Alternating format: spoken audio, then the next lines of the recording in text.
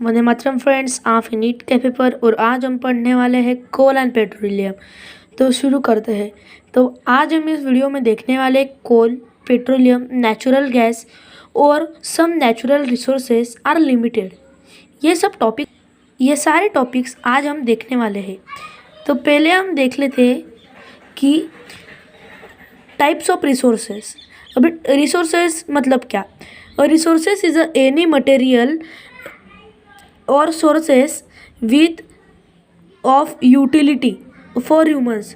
मतलब रिसोर्सेस एक ऐसा मटेरियल होता है जिसे जिसे एबिलिटी होती है कि वो ह्यूमन बींग्स के लिए काम आ सकता है। जैसे कि टूल्स है, टूल्स वी यूज़, जैसे कि हम उसे बोलते हैं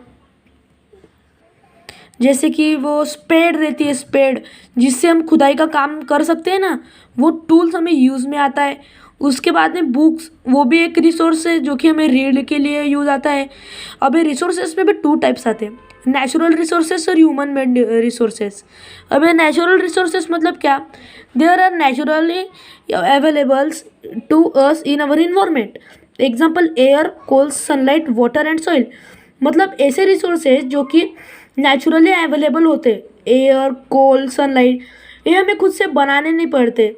जैसे कि सनलाइट है, वो सूरज से हमें हर बार आती ही रहती है, वो हमें बनानी नहीं पड़ती है। हवा, आप जब देखो तब हवा चलती ही रहती है। उसके बाद में आता है human made resources. They are produce by humans, जैसे कि टूल्स, प्लास्टिक्स, सिंथेटिक फाइबर, ये सब हुए ह्यूमन मेड रिसोर्सेज, क्योंकि ये ह्यूमन के द्वारा बनाए जाते हैं। एग्जाम्पल टूल्स दिया गया है, जैसे कि हमने आपको बताया स्पेड, प्लास्टिक मतलब जिससे कि बॉटल्स बनते हैं, सिंथेटिक फाइबर्स मतलब जैसे कि कपड़े, वो। अभी नेचुरल रिसोर्सेज में भी टू टाइप्स आते हैं बेस्ड ऑन देयर अवेबिलिटी, वो क्लासिफाइड किए गए हैं। अभी रिन्यूएबल मतलब इनएग्जॉस्टिबल। अभी रिन्यूएबल मतलब इनएग्जॉस्टिबल, अभी हमें इसके नाम से ही पता चल जाता है कि इनएग्जॉस्टिबल मतलब जो कि कभी एग्जॉस्ट नहीं होते।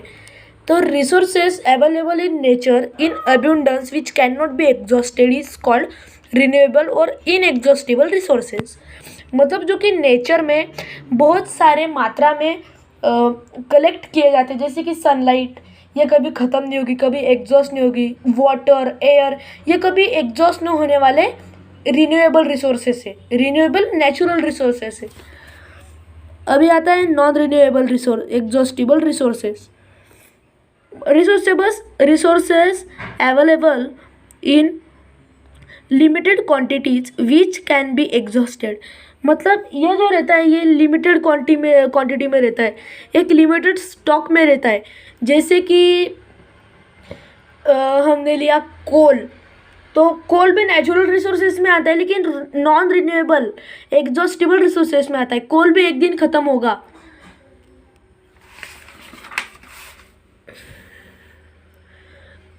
अभी हम देखने वाले हैं फॉसिल फ्यूल्स मतलब क्या। फॉसिल फ्यूल्स मतलब they are major kinds of fossil fuels, coal, petroleum, natural gas. Coal, petroleum and natural gas, ये फॉसिल फ्यूल्स के एग्जाम्पल है। अभी फॉर्मेशन ऑफ कोल मतलब as a coal contains mainly carbon, तो slow process of conversion of dead vegetation into coal is called carbonisation.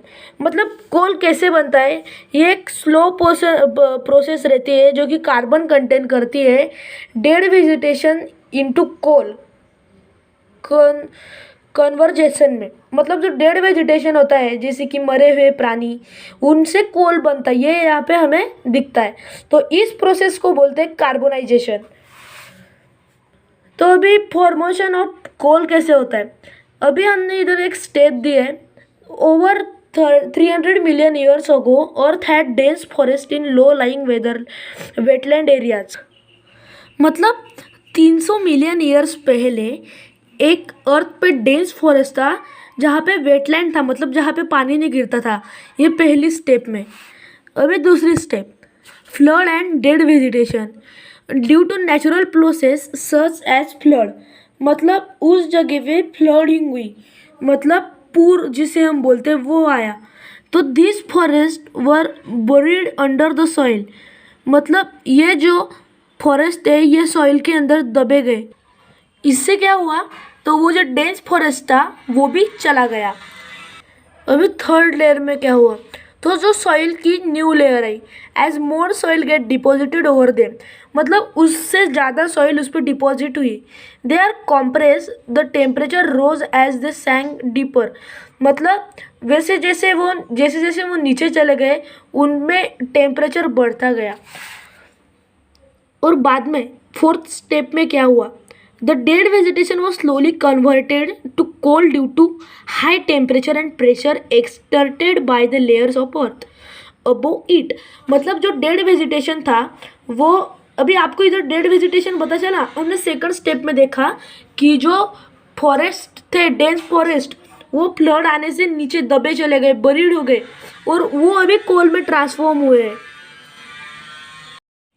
उसके बाद में हम देखेंगे पेट्रोलियम और नेचुरल गैसेस, उनमें भी प्रोसेस सेम ही है, लेकिन जो इनमें डेंस फॉरेस्ट के अलावा लिए गए हैं मरीन ऑर्गेनिज्म, जो कि ओशियन के सबसे नीचे नीचे वाली फ्लोर में दबे चले जाते, बरीड हो जाते। और इनसे क्या होता है, और इनमें उनमें भी प्रेशर दबा चला जाता है, और इससे नीचे बन जाता है पेट्रोल और नेचुरल गैस, जो कि आपको इधर ब्लैक ब्लैक इसमें दिख रहा होगा। तो आज मतलब कि अभी के टाइम में हम उसे क्या करते हैं, उसे ओएनजीसी जैसे ये रहते ना, ऑयल नेचुरल गैस निकालने के जो रिफाइनरीज रहते हैं, उनमें से उन्हें निकाल लिया जाता है।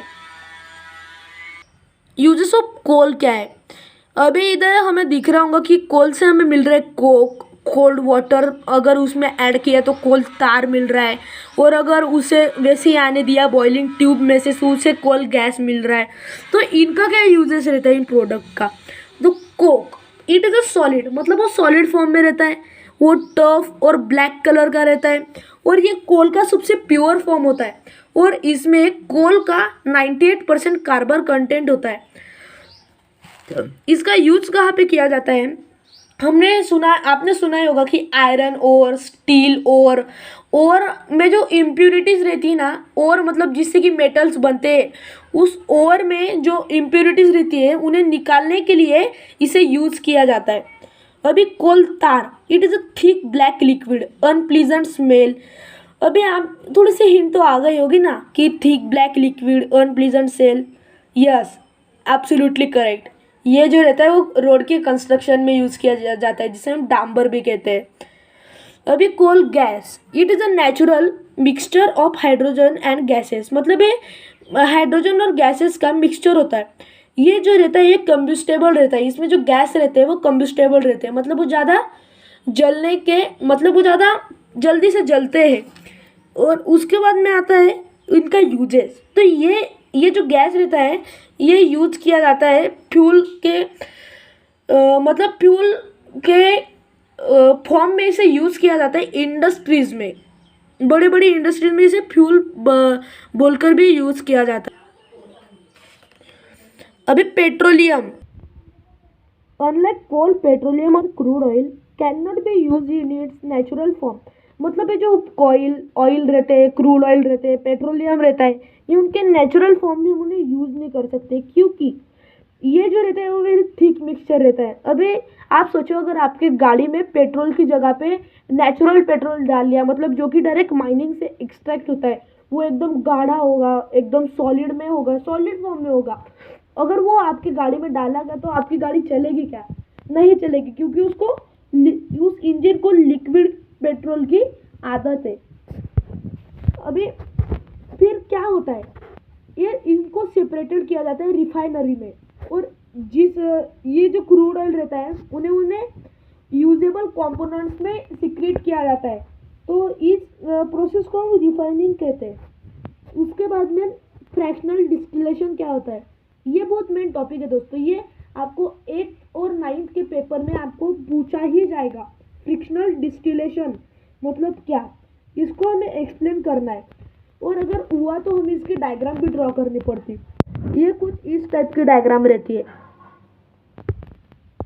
तो फिर क्या होता है, द रिफाइनिंग ऑफ, तो फ्रैक्शनल डिस्टिलेशन मतलब क्या, ये जो the refining of petroleum is अभी आपको फ्रैक्शनल डिस्टिलेशन तो समझ ही गया होगा कि पेट्रोल जिसे रिफाइन किया जाता है उसे फ्रैक्शनल डिस्टिलेशन कहते हैं उस प्रोसेस को।